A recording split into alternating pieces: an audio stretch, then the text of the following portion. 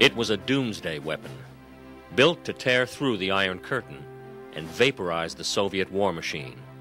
It was a different time frame. I mean, we really weren't needed in the conventional phase, in the conventional role.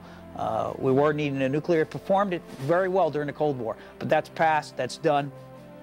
The arms race was over. The evil empire was gone. But the B-1 bomber lived on. Its success as a nuclear deterrent only meant it was suddenly out of a job. A new world order meant smaller conflicts, requiring limited force. Conventional bombing was the order of the day, and the B-1 was trapped in its old nuclear mission. Critics called it a white elephant, a Cold War relic. But those who flew it knew better. I'll tell you, I sat here on the ground during the Gulf War. We all did, and we knew damn well we could be doing some seriously great work during the Gulf War. Unfortunately, for a host of reasons, we had not yet gotten into the conventional role. We all knew we could do it. If Operation Desert Storm passed the B-1 by, it also marked the beginning of the plane's second life. Its nuclear warheads were swapped for iron bombs. Its crews were primed for conventional combat, waiting to unleash the B-1's firepower on the battlefield. It would be a short wait. Another storm was brewing on the eastern horizon. There was unfinished business in Iraq and unanswered questions about the B-1. A warbird was about to rise from the ashes of its troubled past.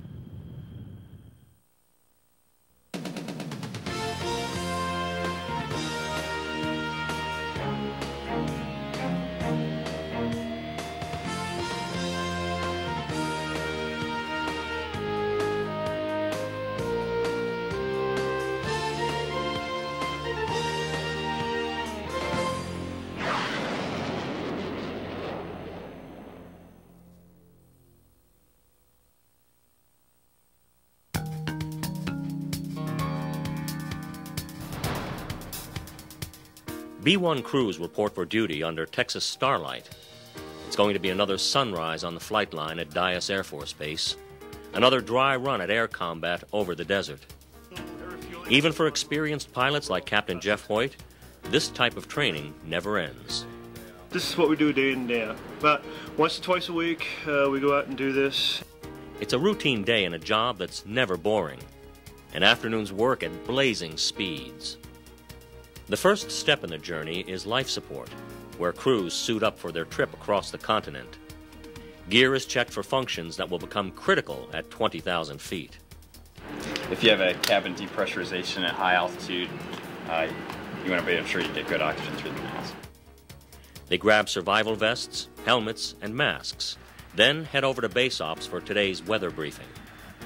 The mission will take them across the mountains and desert of the western United States, but their minds will be on the Middle East. The phantom enemy in this exercise is the Iraqi army. Any questions on what we're doing? All right, let's go ahead and step.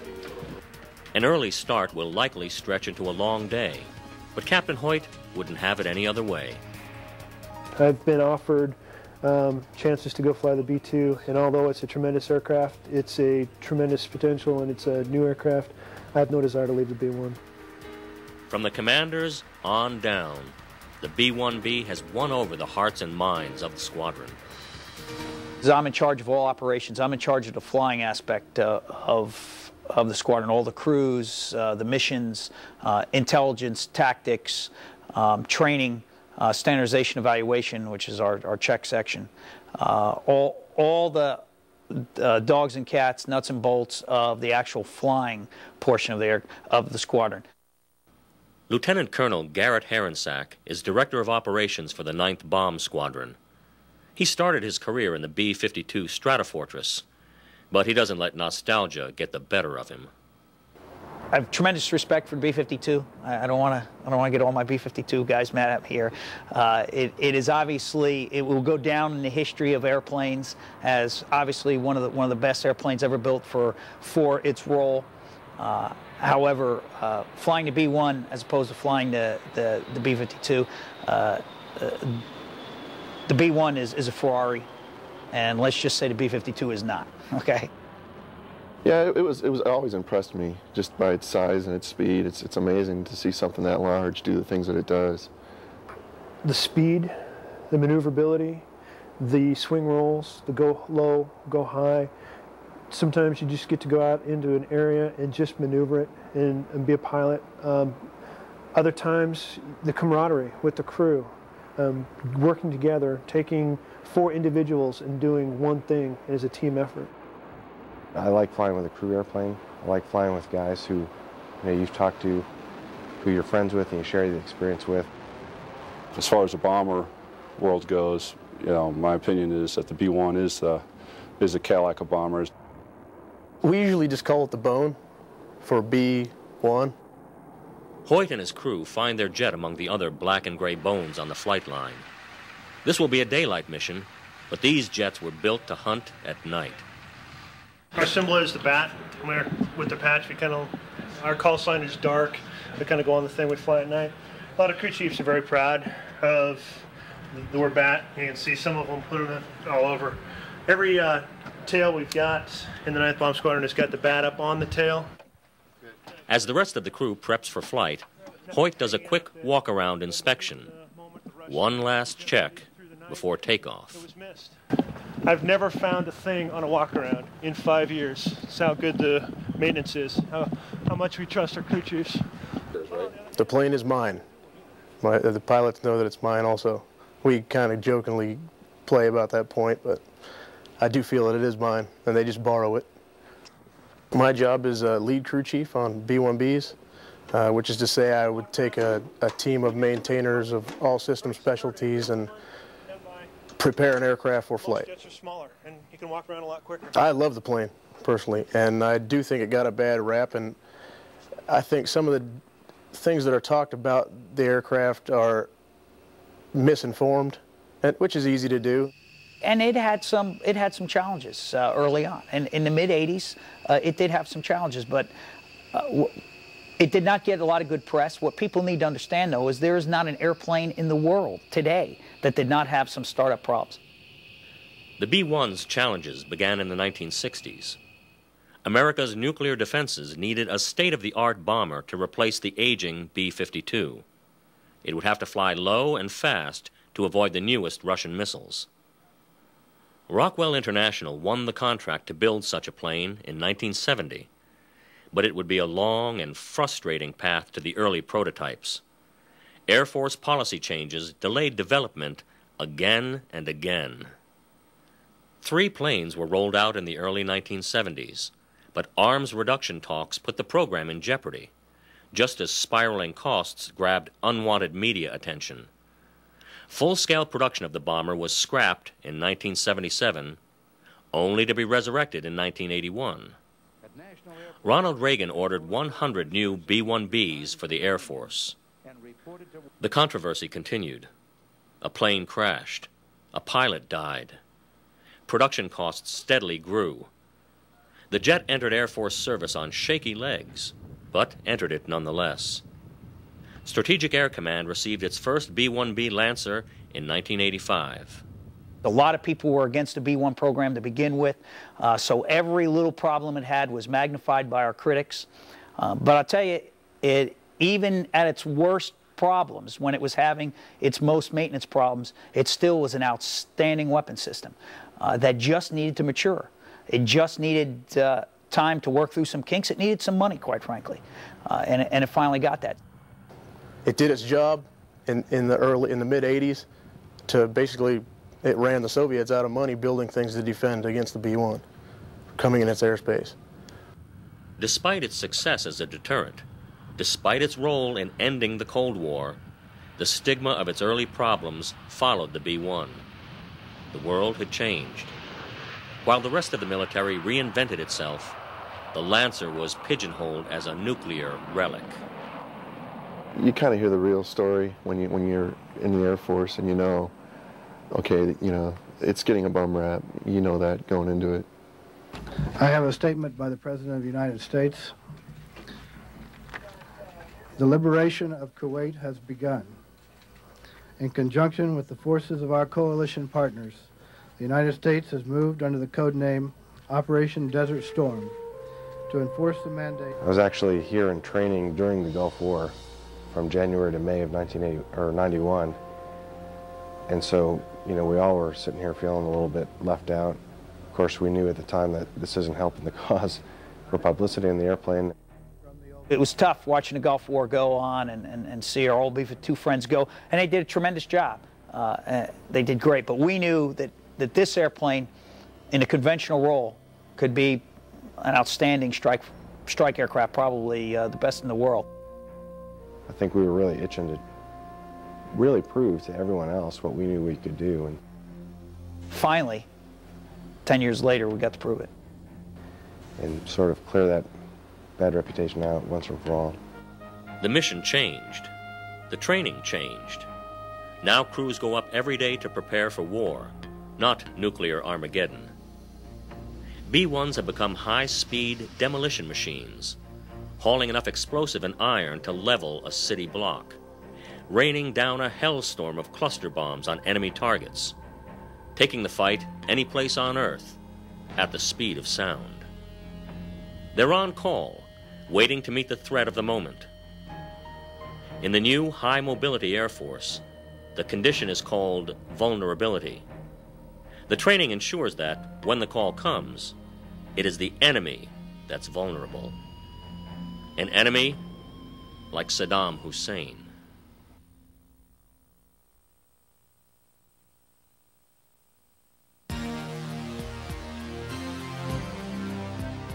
November 1998. An all too familiar story was unfolding in Iraq. Saddam Hussein had been playing a shell game with the United Nations inspection teams. The world was watching. So was the 9th Bomb Squadron in Abilene, Texas. Well, we in the 9th were told last spring that we would have an Air Expeditionary Force vulnerability period. Vulnerability meant planning, getting ready for a possible strike in the Middle East. We had known for months that we were going to become eligible when we did. I actually started figuring it out on Veterans Day. We had the day off. It was Wednesday, November 11th. I'd come into work just to check my email, only to find that people had been trying to get a hold of me since earlier that morning. I was home working, I don't know, working on the computer doing something, listening to CNN. Everyone, of course, around here follows CNN pretty religiously for the past few years with all the stuff that's going on over there in that region. You know, we watch TV like everybody else, and we saw the political situation over there. It appeared diplomacy was not going to win the day. Saddam Hussein had barred weapons inspectors from critical sites and was ignoring UN ultimatums. America's military juggernaut was moving into position. As I continued to listen to CNN headline news, they continued to get more precise or more detailed than what the buildup was. B-52s are going to the region, they were going to Diego. And then about 4, I heard B-1s. B-1s were going to be involved. Sitting at home, got a phone call to come in with no explanation. And that was at 6 o'clock in the evening on Veterans Day, on a federal holiday, so it wasn't too hard to figure out what was going to happen. We'd gotten a word that we'd gotten a deployment order. Dyess Air Force Base kicked into high gear. Colonel Herensack and other senior officers had to race the clock to get their planes and crews to Southwest Asia. We were ready to go. There was a sense of excitement. This was going to be the first combat deployment for the B-1, and the opportunity to be involved in that and participate, of course, was thrilling. You know, we were very busy getting the right people together, the right airplanes together, all the right parts together, and so forth. And happened very quickly after that. Well, we had a 2-day period between notification and actually taking off and leaving, where we had to kind of tidy up some of our business here. You know, you're just getting right to it and doing it. It's a bad thing for the family concept, and, you know, you don't have a lot of time to have your affairs in order. The plan was to link up with the 37th Bomb Squadron from Ellsworth Air Force Base and form a new squadron. Most personnel flew transport planes to Ellsworth, while the rest delivered B-1Bs to a secret base in Asia. They flew 3 air refuelings, 20-hour mission, I believe, straight from Dyess Air Force Base to our deployed location straight away. Also, they married up with the airplanes leaving from Ellsworth, and they arrived essentially at the same time. While the planes were in the air, the situation changed. Saddam backed down, and President Clinton called back the initial attack. We flew a lot out there. We flew a bunch of what we call continuation sorties all around the area, allowing our crews to get acclimated to the area, and our aircraft also get acclimated to the area. The saving grace was the fact that we weren't just sitting. We were doing something, and we were going out and we were practicing our tactics that we could possibly use. Flying and everything we do is a perishable skill. If you sit around and don't do it, you will lose that skill. It was kind of a new level of focus about getting ready that, you know, at any moment really we could, you know, launch loaded instead of unloaded and go really do it. So it was really good to get your head really fully together. While the Dias crews trained, the situation in Iraq deteriorated. Saddam broke his promise to comply with UN weapons inspectors. Western diplomats were running out of patience. Well, we started to get some more intel reports that, let's say that things were moving along. We also knew that the report on compliance was coming pretty soon. So we still had no firm word. Nobody whispered in our ears, so to speak, that something was coming. In any small community, there's going to be rumors run rampant. People started getting rumors a couple days before that something was going to happen. This typhoon was approaching the coastline there, and we started hearing stuff about we're not going to fly anymore for the next 2 days, and they're going to start loading weapons up on the airplanes, and we're going to get them ready to go, you know, divert to another field if a typhoon hits. And to me, that seemed a little odd to be loading them up with weapons to go do that. So that kind of struck me as odd. If we were going to evacuate the aircraft for a storm to save the airframes from being damaged, we wouldn't take the time to put bombs on them. And you could kind of put two and two together. I don't know if it was because I didn't want to get my hopes up that we're actually going to do what we're trained to do, or what. So I didn't really believe it. But about 6 o'clock on the night of, I believe, the 16th of December, we got the word that we had a meeting that night. We're all standing around, and we got Colonel Herensack walked up and said, there's a meeting tonight at 2300 over in the ops building, operations building. And we hadn't had any meetings at 11 o'clock at night the whole time we were there. So we knew something was up at that point. We were all called in. We all had ideas that something was going down because all the phone lines, all the computer lines were basically turned off for the camp. So we knew something was going down. As soon as we walked in and sat down for that meeting, the deployed commander kind of laid it right out there. Said, hey, strikes are going on right now. We get to start tomorrow night, and that's how fast it's going to happen. So there was no bravado up front. There was no, you know, no tears, no fears, no anything. Just what was on the plate for us, what we had to do, and how we had to do it. So we talked about that. We also talked a little bit about how it's about time, and it's a great thing for the B-1, and we're gonna show everybody just what this airplane could do. Operation Desert Fox was underway. As cruise missiles began hitting their targets in Iraq, B-1 crews began final preparations for their mission. Maintainers checked and double-checked their birds. 1 of 4 B-1s was stripped for parts so the other 3 could fly. Then the plan hit a snag. We had an aircraft land, and the axle broke. So that night about 1:30 in the morning, Captain McAvoy had sent for me. He was the maintenance officer on duty that night, and brought me out to the flight line, and he showed me this airplane with the broken axle. When he came out there and said, you know, hey, I need that jet, without saying why I needed it. We gave him an honest estimate of, 48 hours to turn these jets around and get them a third aircraft. I said, guys, I can't tell you why. Only thing I can tell you is that I've got to have a third airplane ready to go in 24 hours. It was apparent to us that, what the reason was, and we knew we had to turn that jet. And they kind of looked at each other, then looked at me, and Sergeant Lacey, Sergeant Don Lacey, who is one of the maintenance supervisors out there, said, you'll have it in 24 hours. Like they said, we immediately brought in everybody who possibly could. I started walking back to my tent, and as I go back to my tent, I see guys going to all tents, pulling maintenance guys out of their tents. They brought all the shifts in. Words didn't have to be spoken. These guys knew what they had to do. We had to get a jet up. There's people relying on us. There's people relying on us every day. And really comes into perspective in that situation. We had the third airplane ready to go in 17 hours. While the crisis unfolded on the flight line, pilots and weapons officers played the waiting game.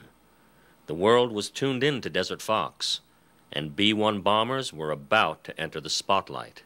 Immediately, we tried to reset our body clocks to get into the night cycle. And we're watching the news, and of course they had some live newscasters from Baghdad. We were there watching when Cristiano Ampur was reporting when the first strikes went off, and you saw the AAA go off, and you saw the cruise missile explosions, and you heard them off in the distance and all those things. You know, it made us feel good that, hey, we think they are targeting some of the air defense assets, making it a little bit easier for the manned airplanes that were going to go in the next night. I immediately started thinking about how I was going to react if this were to happen, if this system were to come up, how I would react to it, you know. You start running that through your head over and over again. What am I going to do next, you know? Captain Rod Todaro and the other crewmen of the 9th Bomb Squadron were about to find out. After weeks of waiting, it was finally go time for the B-1 crews of Desert Fox. 2 nights, different crews, one mission: take down the Republican Guard. Our mission was to strike the barracks in the, I believe, Al-Qut is the city area for the first night, and then get out unscathed. It was a Republican Guard barracks. They were well suited to our type of bombing, that type of target. So it was a good target from a targeteer standpoint. We had Mark 82 500-pound class general purpose bombs with a delay fusing set into them to hopefully penetrate the buildings, penetrate the barracks, and then explode inside. The targets were not the buildings, but the personnel inside them, Saddam's best trained soldiers. I am not in the business of wanting to kill someone and to take lives. You never want to forget, as exciting as this is for our side, how tragic it is for theirs. And, you know, that went through my mind the whole time, it still does. But on the other hand, the Republican Guard, they're his hardcore troops, and if we were to go to war, again, that's who we would probably strike again. It really was a good target for what we had, the type of bombs we had, and what we're doing. My initial reaction was, wow, that's going to be challenging, and then you knew it was doable when you heard about the, you know, what type of package was going in with us. We were integrating with a package of Navy fighters. So we had, and we also had a couple F-14s, a couple F-18s coming along with us, also hitting targets in our general area. We're flying well inside the country and right over SAMs. And of course, they always plan to have these things taken out before you get there, or to be able to suppress them. But you never know. You never know what's going to happen. We also had some SEAD with us, and suppression of enemy air defenses, EA-6s. We had an EA-6. We also had F-18s devoted to that role. All the pieces were in place. There would be no more last-minute concessions, no aborted bomb runs. B-1s were firing up on the flight line, and they were not going on a training mission. The moment we found out that we were going to do it, I understood the historical consequences. The B-1 has never dropped bombs in anger before, and that night was going to be the first time. You think to yourself that, you know, that's a war machine now, it's going to war. And on that first night, they took off. It was an incredible sight. I think everybody realized who was in that camp that this was history in the making here. And I'd say realistically about 300 to 400 people lined that ramp area as those two bones took off that night on the way. I had no idea until we landed. Granted, it was dark. I couldn't have seen, but I'm concentrating on taking off down the runway. I had chills running down my back when I saw the first two take off. I know they're going to come back. I didn't give that a second thought. It was hard not to, but I had other aircraft I needed to fix that were still on the ground. It's tough to watch your friends. It's harder, I think, than to go do it yourself. I mean, greatest fear on something like this is something happens and you can't go because of maintenance problems. Maintenance did outstanding. The jet was perfect. It took off just like advertised. It took off a little bit before midnight. It was a moonless night, and we were on night vision goggles. As we got out over the Persian Gulf and up towards Kuwait, we contacted the Navy, told them we were coming through. American aircraft carriers were waiting for them in the Gulf. Navy warplanes catapulted off the decks to begin assembling the assault package. We crossed over the Persian Gulf, which I'd never seen it before, and to me it was amazing because at night the oil wells, they have a bunch of oil platforms over the Persian Gulf, and you can see the fires coming off the tops of the oil wells, and it almost looks like land. There's so many oil wells out there over the Persian Gulf. So we all marshaled up off the coast of Kuwait and pushed in. And Kuwait is just lit up. It looks like Las Vegas or something, even at 1:30 at night. We pushed in through Kuwait, in through western Kuwait, got into Iraqi airspace, turned north, started heading just about a due north course. And one thing that surprised me is that whole area between the Tigris and Euphrates River is basically, it's like a big metropolis, like the whole way down. It's really heavily populated, which I was kind of surprised to see. And we're flying right toward, the lights are getting brighter and brighter, and you're thinking, boy, I want to turn around before we get like right over all those lights. Surface-to-air missile systems, or SAMs, were scattered across the landscape. The question was where and when would the B-1s encounter them? The main thing that sticks out in my memory is it was fairly quiet all the way in. It was too quiet. That's exactly my comment on the bomb run. It's too quiet. I mean, they knew we were there. They picked us up on early warning, but nothing was coming up. No threat radars were coming up to try and find us or locate us. They're very, very harm aware. They're very, very cognizant of harms. Yeah, those are high-speed anti-radiation missiles, HARMs. What we did see was, as we approached the target area, one of the EA-6B shot a what we call pet shot, a preemptive harm shot that came over our head, hit the ground at its appointed spot and time, and immediately the entire evening lit up with AAA. The first indications we had was the pilots actually calling out anti-aircraft artillery, AAA, underneath us. It was a relief almost when we turned inbound and we started seeing the AAA. It's just like, okay, at least now we know what to do. I know what to do against this. I don't know what to do against nothing. Tracers, AAA with self-destruct, which blows up in a white puff, if you would. Was all over the sky. It was pretty impressive.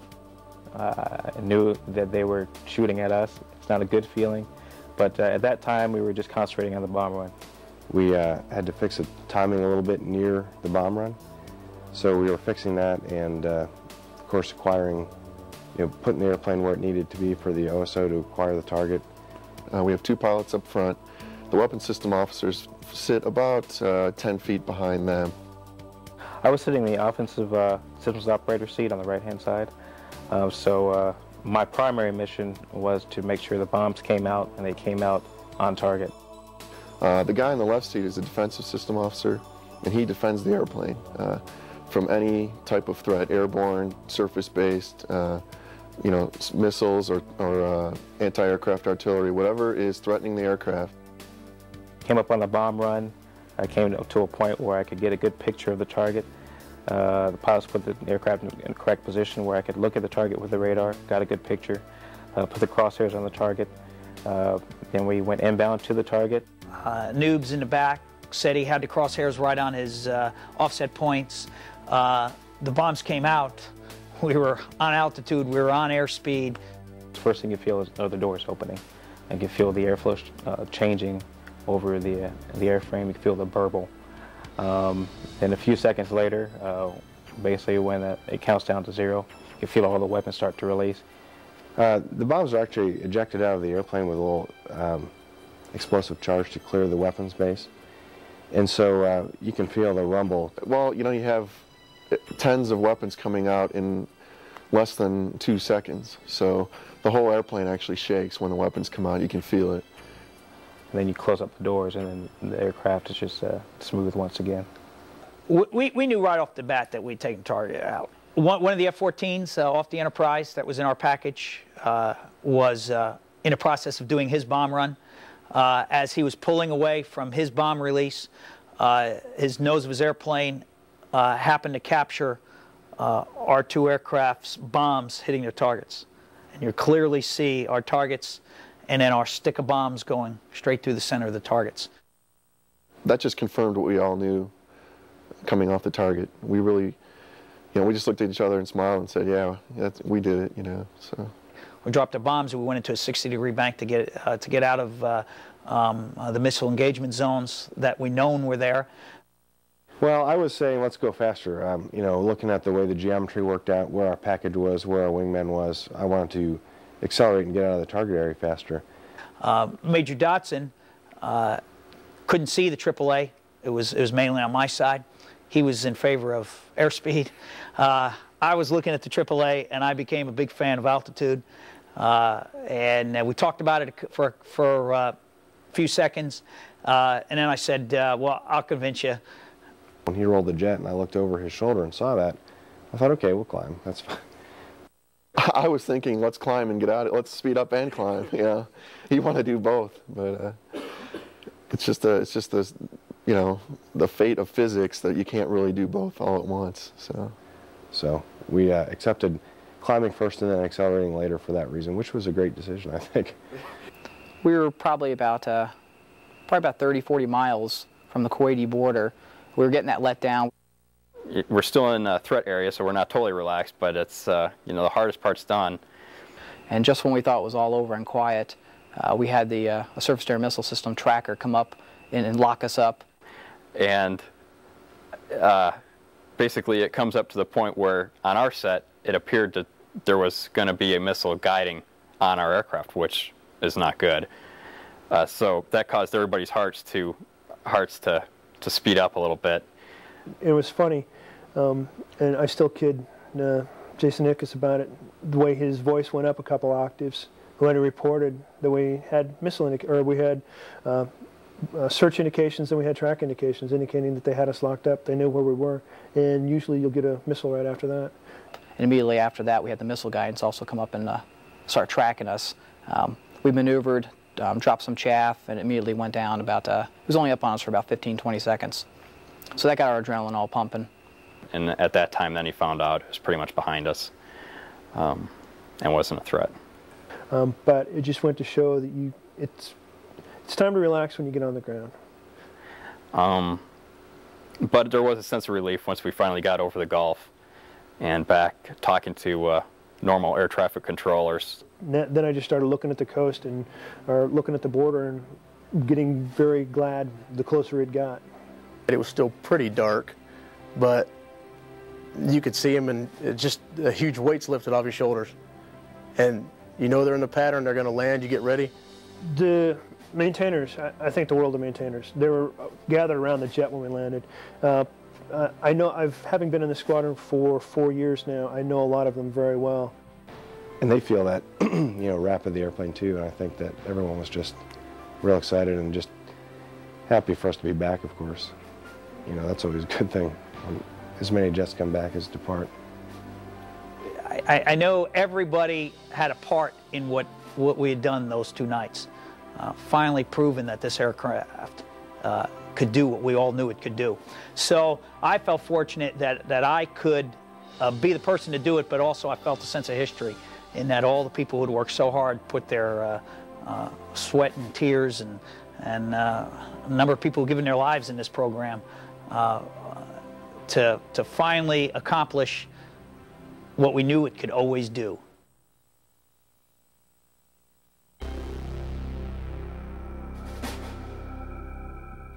For all its fury, Operation Desert Fox was over in a heartbeat. After a few days of airstrikes, President Clinton pulled the plug and started sending people home. We had one of the generals come in, brief us up that, hey, it looks like we're going to go home and hopefully be home by Christmas Day, and our jaws have all dropped, and we couldn't believe that. I was definitely ready to come home. I missed my wife and my little boy. And when they said, we want to get out of here as fast as we came in, I said, let's go. Let's go home. I was lucky enough to be on one of the 2 initial B-1s that came back, and we knew that the community, Abilene and our families were behind us, but to come back and actually see them, see the reaction on their faces when we got back here was, it made me feel really good. We had the easier job out there, believe it or not. So the people back here had to pick up all the extra work because things didn't stop here. This squadron was still staying ready to go with the people that were left behind. Ready to go the next time. And there will be a next time. The B-1's performance in Desert Fox made sure of that. After the mission, when we got back here, I talked to our squadron commander and I said, we're doing exactly what we need to do to be ready to go do this. We really are. Our training is very realistic. Training, maintenance, skill, technology. Everything came together over the Iraqi desert to form a devastating weapon. And the successful attacks only hint at the B-1's potential. It did a tremendous job. It did everything it has ever advertised that it can do and more. And if we can do that with unguided weapons, it's just, I think every theater commander should be drilling on what we can do in the future with near precision and precision shortly after that. It was 100% for striking what it was supposed to strike, and it did exactly what it was supposed to do. So I don't know how much better you can do than that. They proved themselves. They finally proved their combat capability. You know, we can be there in a few hours when we get the call. And we can cause a lot of damage in a little amount of time and just keep it coming. That is only going to get better as the coming months, and we're not years away, we're just months away from completing upgrades with JDAM, and as the following block upgrades come, this aircraft is only going to get more flexible. JDAM, Joint Direct Attack Munition. This new system uses satellite guidance to put 2,000-pound bombs directly on a target. You know, I've been in the airplane, or out of it, but near it for 8 years now.